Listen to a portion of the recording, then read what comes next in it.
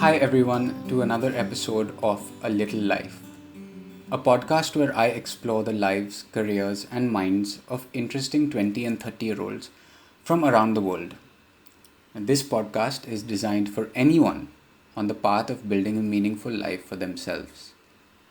My name is Aniket and I work in the music industry at a company called Outdustry. We specialize in the India and China music markets, and we are working towards building a fair and rewarding ecosystem for artists who give us awesome music to listen to. And my guest today is Sushrut Shastri, a 27-year-old startup founder based in Stockholm, Sweden. Sushrut and I went to school together, Bombay Scottish School in Bombay, obviously. He got a degree in biotechnology engineering from BITS Pilani in Dubai, and then went on to get a master's in bio-entrepreneurship from the Karolinska Institutet in Stockholm. He then started an innovation consultancy that offered expertise to businesses by applying design thinking principles along with his friend and business partner Moa. During this time, and through interviews with many women, they identified a problem, and Endometrix was born, a health tech startup tackling endometriosis, a disorder which affects 1 in 10 women worldwide. He is one of the nicest and most genuine people I know. Now, as a listener, I encourage you to be skeptical and curious about the things that we discuss and explore how ideas like design thinking can be valid for your own personal and professional lives. And for everyone feeling the medical, financial, and psychological burden of the current situation, I'm sending love your way. Stay strong, be safe for your own sake and for the sake of others. With all of that said, I give you Sushrut Shastri. I hope you enjoy.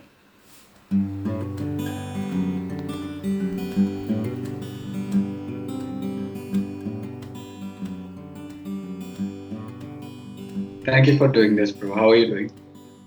I'm good. So, endometriosis is an invisible illness that you are tackling through your company Endometrix. Can you break down what endometriosis is for anyone who might not have heard of it?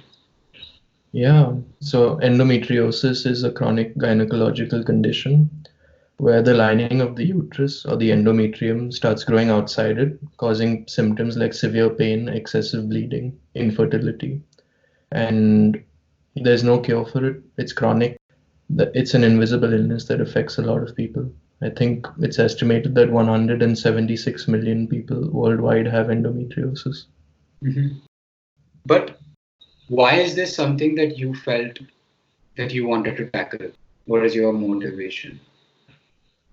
Mine was discrimination. When we first started researching the need, we saw that there was so much discrimination between people who had the symptoms of endometriosis and they were brushed off as period pain. And mostly for me, I just couldn't believe that there was people didn't believe women who had this problem, and the same by the healthcare system, their friends, people around them. It was mostly that it was just unfair for me to see this happening, and I couldn't. Why do you feel it's discrimination though? It might be ignorance to it. Yeah, but there's low knowledge about it, and I mean, people what most doctors or people say to to women is that you're a woman, you have it's supposed to hurt when you have your period, and there's sometimes that's not normal. Excessive bleeding is not normal. Excessive pain is not normal, and it's just been pushed down in society for so long that people don't talk about menstruation. People are not willing to understand it, and I think this is a form of discrimination where one person is more equal than the other.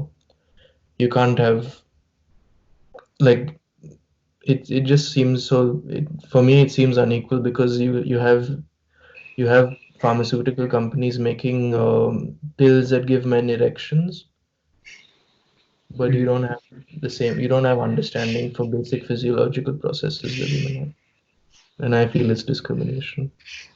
Fair, fair. Um, And it's also kind of like a social taboo, no? Yeah, exactly. And I think that taboo comes from discrimination, basically. There's no taboos about male health or male whatever penises, but the minute you talk about vaginas and menstruation, they say, "Oh, stop talking about, you know." But don't you feel it's the same for like mental health? Not the same, but similar. I mean, I agree absolutely. I think it's under-recognized. There is a stigma to mental health, there's a stigma to menstruation. And all of these things, what they have in common is they're under-recognized, under-researched. People aren't willing to talk about them because they haven't been told to share these things. I mean, I guess that's how you're brought up or how culture tells you. So, I mean, when we did our research, we found there are three big problems with people who have endometriosis. One, it takes like 7 years to get a diagnosis, which is very long. Two, is that the follow-up process for the healthcare system is not digital and not great. And three, it's a chronic condition, so managing it is a lifelong process. So how did you arrive at these three findings? I think it was mostly understanding the need. Basically, we just reached out to people and who had endometriosis, who were affected by it, and spoke to them and asked them what is the issue. That goes into a process that I had studied, which was design thinking. And right after school or university here, I thought that maybe I want to do something with design thinking, which is a need-based approach to problem solving. Okay. So what are you doing to kind of solve for this problem? You're connecting women with healthcare experts. I mean, the first step is just to have an app. So what our app does is we want to give people knowledge about their body through tracking so they can communicate with healthcare professionals what's wrong with them. And that in turn would result in a lesser time to get a diagnosis. We also want to connect with the healthcare system so doctors can follow or healthcare professionals can follow patients digitally.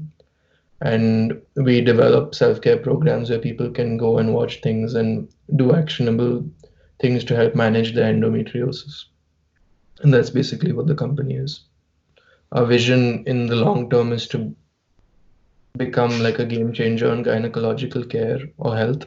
And we want to do this by getting people to share what they feel and what they're going through without feeling shame. And that's basically what we are. Nice.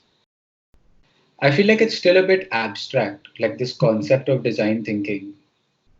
Um, Design could mean anything from designing a solution the way you're talking about it to designing a chair if you're an interior designer, for example, or you're designing album artwork.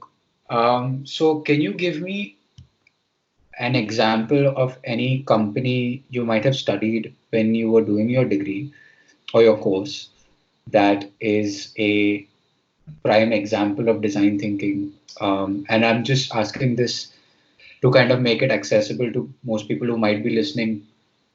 I mean, this might be something that we're seeing in our everyday lives, but not realizing that it's design thinking in play. Yeah, oh yeah, I have a really nice example. I can send you the video link also. It's a really nice video to watch. Mm-hmm. So GE, General Electric, they made this MRI machine, and it was a really amazing machine, and it had the best features, and it was just the best machine on the state of the art. Low time, low whatever, all of these things.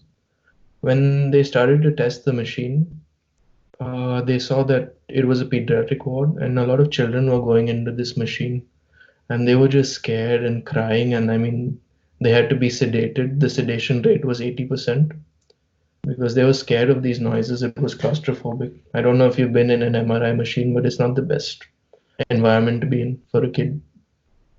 Yeah. And the person who designed this MRI machine was just so sad. And he said, I mean, we didn't even think of who we're designing this for. So they went back and spoke to children and they came up with an idea. And they designed like an experience out of this MRI machine. They painted it like a spaceship or a boat ship and different things. And then the children went in and the sedation rate went down from 80% to like 2%. And then what the child said was, "Can we come back again?" At the end of it. Wow. Man, that's such a nice example. Hmm. Okay, so going back to your, let's just post graduation Mhm. from Karolinska, you did a degree in bio-entrepreneurship, Yes. and then you were working at the hospital, no? You said you were working at a hospital in Sweden. Yeah, I was working at the university hospital with children who had arthritis, Mhm. juvenile arthritis. Yeah. What were you doing over there? I was there. I was positioned there to. So there's a registry which where doctors can follow patients and see how their symptoms react or on a large scale. And patients or children or parents have to do this themselves. And there was a low conversion between people doing this themselves. So I was there to find out why, what was wrong with the system, or was it easy to use? Was it what was the problem, and why weren't people using it? What did you learn from that? From that, I mean, actually, I like the idea of a registry, and I think that's what tied into Endometrix somehow to follow patients. From that project, I learned that it's really important to have a good user interface. Design matters a lot. Take into account what people are feeling, and I mean, the way you use colors, the way you phrase words, the way you show that you care, and what kind of vibe you show us, even through an app, is very important.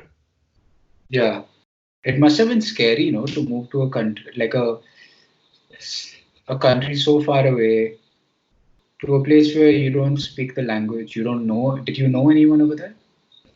No, nobody. What was that like for you at the time? It wasn't so bad. I felt like quite at peace here. It wasn't. There was less people on the road, and I guess I like not seclusion, but I like peaceful environment around me. It was hard to move to Dubai actually because there was a lot of people, and I really didn't. My first experience of being in that place wasn't the best. So I guess from that, coming to Sweden, it was like a really I identified more being here than there. But yeah, man, like what made you choose to do your own thing versus, let's say, look for a job? I guess I was like looking for a job for a long time also, but I didn't feel connected. I didn't get many good responses. I guess I wasn't confident enough. I kept thinking that am I good enough to get this job? So I guess that reflected in the way I wrote my applications.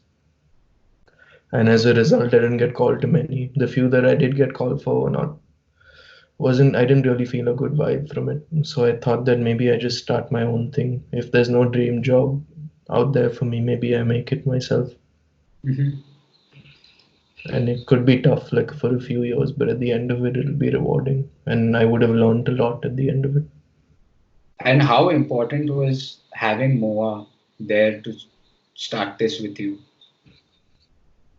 It's always good to have someone to have feedback and someone that's on board from the beginning because then you have a good conversation. You always have feedback. You're in the same boat together. She was in the same situation as me.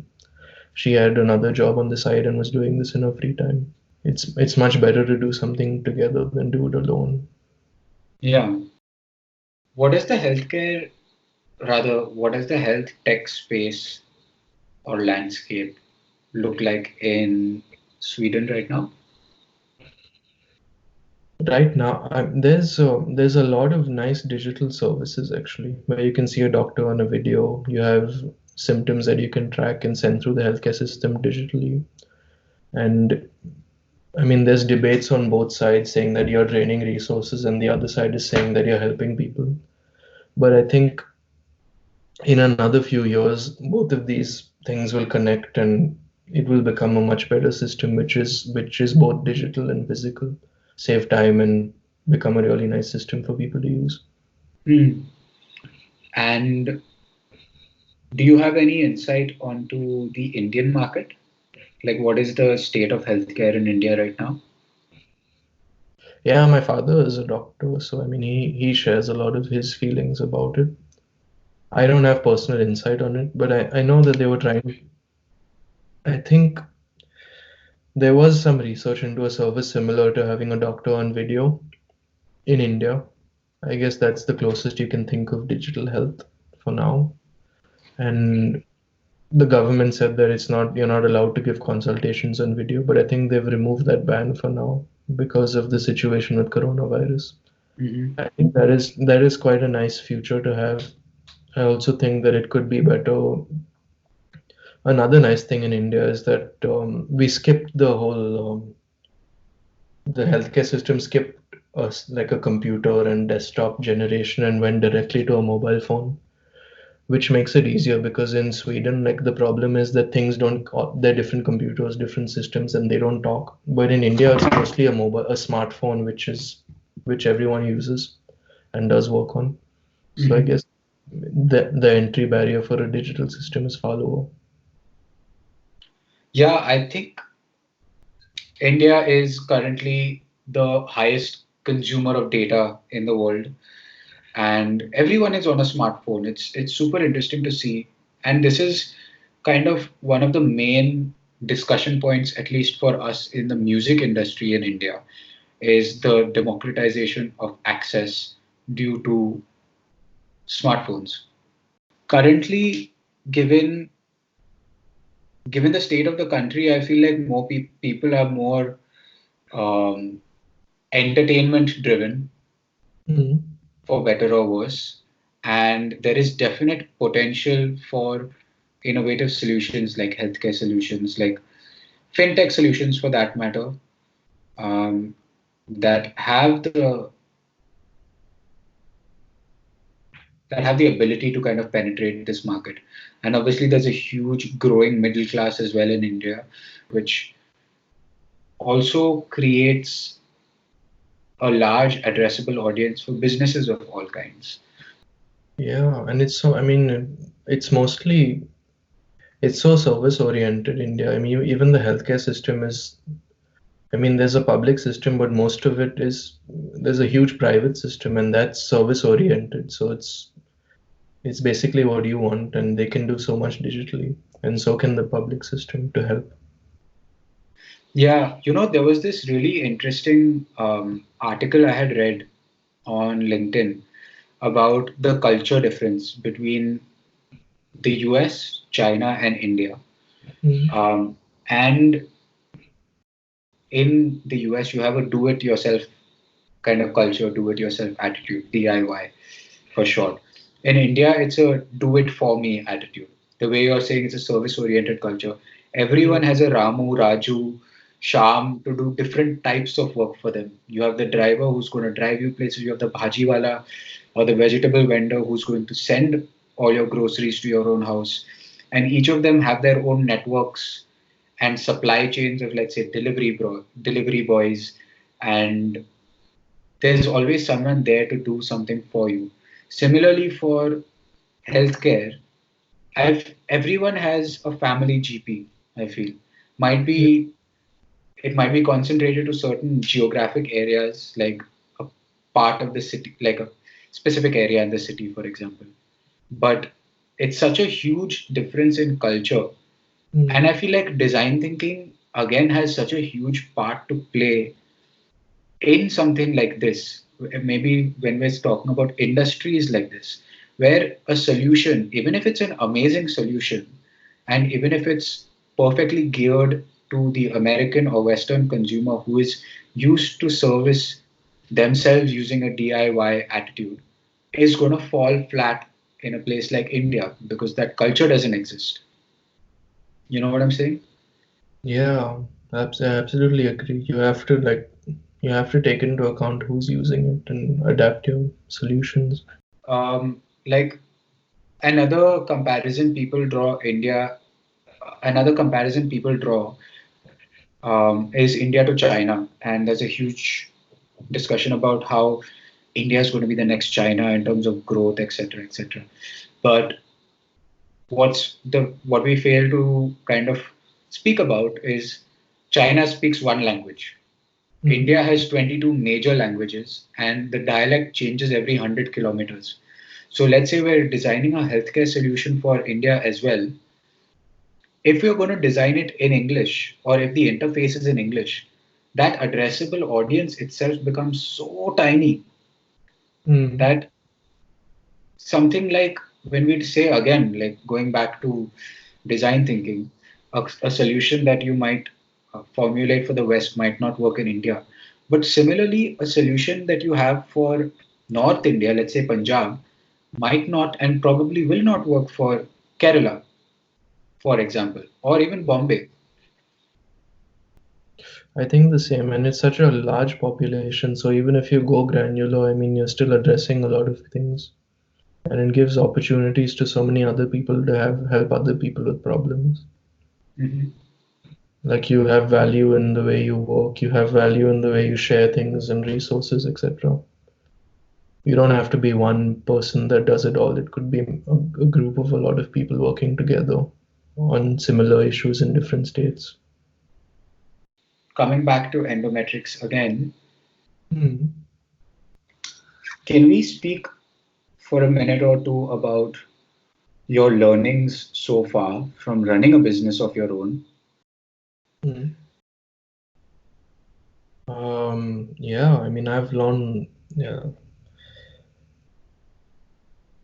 I've learned that you shouldn't hold things in if there are disagreements between the people you work with, and always find a nice, respectful way in which you communicate with them. I've learned a lot about communication and how to do that non-violently. I've learned, I mean, we didn't have enough money to pay an accountant full price, so we do this do-it-yourself accounting thing. And I learned a lot about finances and accounts because I have to book everything myself, which is a pain in the ass, but I guess it's a good opportunity to learn those things. Mhm. So I do basically my own bookkeeping.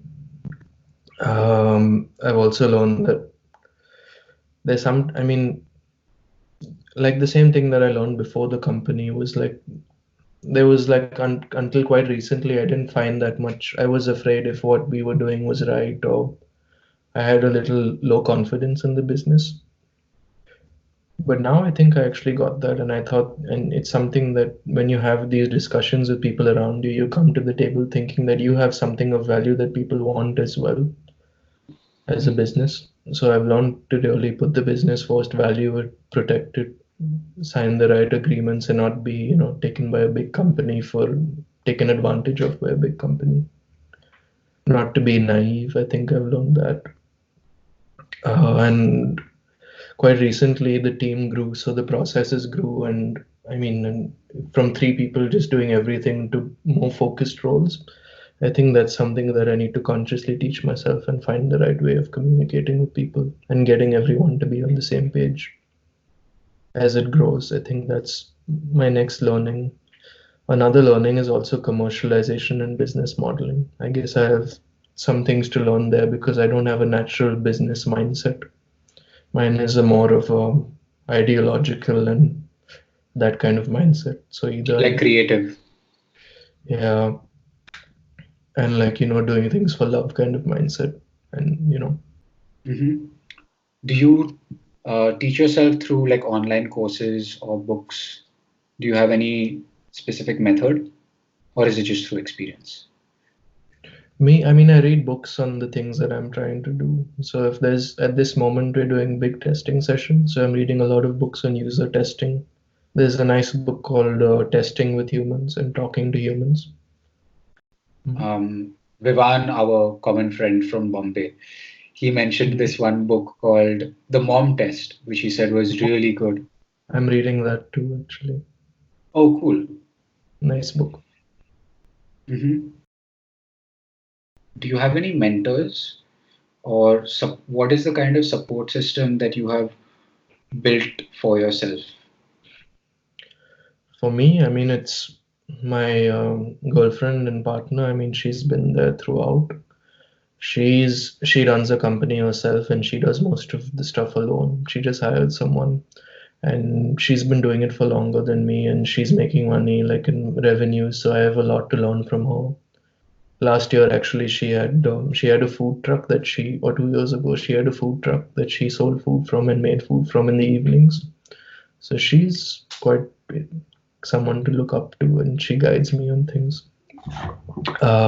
She's also older and she's seen more of life, so I guess I have some advice there. Yeah. My mother, she's been a big support to me as well. She never stopped studying and doing different things. She's actually doing an executive MBA from the London Business School now, so that I guess that's quite inspiring. My Yeah. father, my father is also quite inspiring. He moved to South Korea when he was 52 to work on a robotic surgery project, and he just, I mean, to do that when you're that old and to be in a completely different environment and not know the language and not have people speaking English around you is Yeah, that's it's quite tough. I mean, he has been working since he was 16, and his two brothers, they've been doing the same, and I guess all of them are quite inspiring. The chairman of our company, he's quite inspiring as well because he's had a few startups, lost money, made a lot of mistakes, and he's quite hard on us and the way we run the company. And he teaches me a lot about taking hard decisions and basically becoming more business oriented because I think that's something that I lack. And I mean, Paulina's son, he's quite a really nice inspiration to me as well. My girlfriend's son, he teaches me just so much about love and acceptance and everything. I think that's a good mentorship in itself. And there's an old man who lives. He's not that old, but he lives in the country.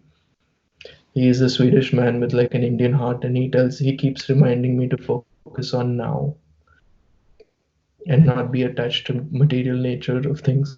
So I guess that's my whole mentorship and support system. that's so wholesome, man. Mm. Let's let's kind of demystify or attempt to demystify. Does one need to have a healthcare background to make an impact in your domain? No, I mean you just need if you want to do it and you believe it's the right thing to do, you should just go with it and learn on the job. Most of the things that we do is learning on the job. The only person with I mean, I have experience in biotech and working with the system and studying about it. The only person with a medical background in the company is Mitch, and he's been a registered nurse for 6 years. So he's the only person who has a medical background. But we still do this, and everyone else has different backgrounds, and they believe in it. They want to do it. So there's nothing stopping them from doing it. Yeah, because I feel like a lot of people who are at a um, juncture at their lives of not knowing what to do next or wanting to find out about something that they might be interested in are prevented from doing so because of fear, for lack of a better word, and also because of lack of time. Right now we just don't have the time to explore our own minds, to explore what we might be interested in. Um, what do you make of that? Of that fear of not knowing what to do next, or even that confusion and the fear that comes from that confusion? I mean, I had it like throughout my life. I mean, I was confused and afraid of doing anything when I was in Dubai. I didn't know what I wanted to do after I got out of university. I was really confused. I spent some time at home and just thought, what do I want to work with? Sound engineering? Do I want to work with something in biology? I was just really confused. And I basically thought that I wasn't good enough to do anything. Why should I waste time on doing something? And then your mind keeps making excuses, when you are in this state. So I guess the best thing for me to do then was just to pick something up and do it, like learn something new or be moved to a foreign environment where all you can do is learn. And I mean, you have no time to think of. I guess thought is the thing that kills you most. It kills like the idle mind is the devil's playground, as people say. There's many people going to tell you that, okay, you can't do this, you can't do that. And I guess sometime you're stubborn enough to know that, okay, I'm not listening, that person's talking shit. Yeah. But there's sometimes when you tell that to yourself, and that's the worst thing. Another line or another quote that really hit home for me was, "Don't believe everything that you think." Um, Coming back to Endometrix and your company, how could someone like me be of value to you and your company? And yeah, how could we kind of explore ideas together? I mean, even through this call, this what we're doing right now, we're exploring so many ideas and what we think about the healthcare system. Just learning about your experience is giving me ideas on what I could do differently in with Endometrix. Your time is basically of value. I mean, it's better to have conversations, even if they're 1 hour of things that you want to find out about. Have lunch with someone, have a meeting. Yeah, but I still feel like it's so scary to do that, no? I'm thinking of someone who has that desire of Hmm. wanting to find out, but maybe doesn't know what kind of questions to ask. Like today, maybe my sister comes to you, Hmm. and you obviously have this impressive track record of good education, running your own business, your experience of running that business, your experience within healthcare tech. That might be intimidating to some people, no? Like, where do I start? What do I ask you? How do I even know if I'm asking the right questions? Yeah, but I mean, everyone has those feelings. I still feel the same way that am I doing the right thing? Am I asking the right questions? I guess it's just never to be afraid. Just don't be afraid to do it and do it. And the best way is to pick up some, I don't know. For me, is to like do something different or new every once in a while to get out of this routine. And when you go and ask people, at least do it with someone that you're comfortable talking to, like a friend or someone close to you, Yeah, because then you know that it's not someone really far away. Like I would be intimidated. I get intimidated when I meet investors. I don't know if I'm saying the right thing, if I'm using the right numbers. yeah, Like I'm like scared, exactly the same way. Like scared if they'll invest, scared if I'm saying the right thing. But I guess I just practice and do it. fair man. Mm. And how are you feeling about the future? For me, quite good. I have a nice setup here, life, a good support system, nice family. I think personally, I'm really looking forward to grow a lot of stuff this summer and be as self-sufficient as I can. Hmm. I'm doing a lot of prep for that. Professionally, I mean, I want to be with Endometrix as long as I can, grow a successful business, help people release in different markets, and beyond that, I mean, I have family to look after them or be looked after by them, learn from them, show some love. Yeah, I, that's all that I can do or want to do. amazing. Man, I feel like we've covered a lot of ground over here. I feel like we've touched on a lot of high level and kind of granular topics. I'd like to close out by asking you to share a piece of art that might be quite close to you, might have inspired you at some point in your life. It could be an album, it could be a song, it could be an artist, it could be a piece of painting. Um, is there something that you could share? I think in the most recent past, I think I've been there's a song called "Bat Out of Hell" by Meatloaf. Okay, I think that's it's not that I love Meatloaf or anything, but that reminds me of my uncle. It was okay, his favorite song, and he really inspired me. He he was part of a advertising company, and he grew an advertising company. He passed away, I think, two years ago, and since then I've been really inspired by just the person he was, and I guess that song really talks a lot about him. man, that's deep. Mm. So I guess yeah, let's close up. Do you have any finishing thoughts that you might like to bring up? Any question that you would like to ask me? Yeah. Um, what is the future of the podcast? Oh, it's too early to tell.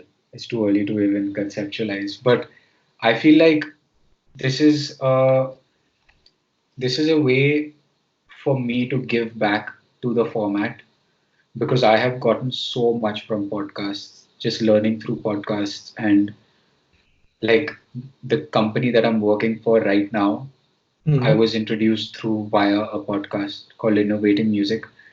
So like if I could um, if I could do that for anyone, whether that's introduce them to a different way of thinking and get them interested in a new industry, Hmm. that would be super cool. I think that would be amazing. Yeah, oh, that would be really nice. Wow. So, to wrap up, where Hmm. can people find out more about endometrix and endometriosis? The best source of information is our Instagram. Okay, Endometrix_SE is the handle, and I'll share a link with you. That's the nicest place to have information about the team, what we're doing, and some the company information. blog, everything. Yeah, it's all linked through there. So it's Mhm. that's the gateway. Great. Wow. Thank you so much, bro. There you go. I hope you found that useful. My takeaway from this episode was that we are not alone in our confusion, and we don't necessarily need to have all the answers. What we do need is to take a risk on something that we care about. And it might start by finding out what that thing is or what those things are. And then have people around us that will help guide us and encourage us to become better people. Now, touching on the company, with the use of AI and machine learning, Endometrix acts as a diagnostic support, correlating symptoms and treatments to get women the right care faster than ever before.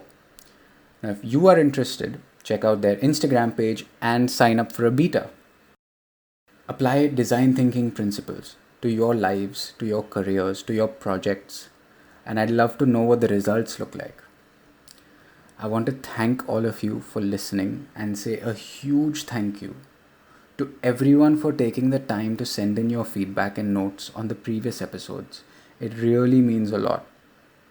Now, obviously, I'm new to this, so I'm going to be liberal in my experimentation based on what works for the audience. So please write in, call, text, let me know if something worked, if something didn't. If you wanted more detail on a particular question or topic, you get the idea. And I will be back with two new guests next time in 2 weeks on another episode of A Little Life. Ciao, Bella.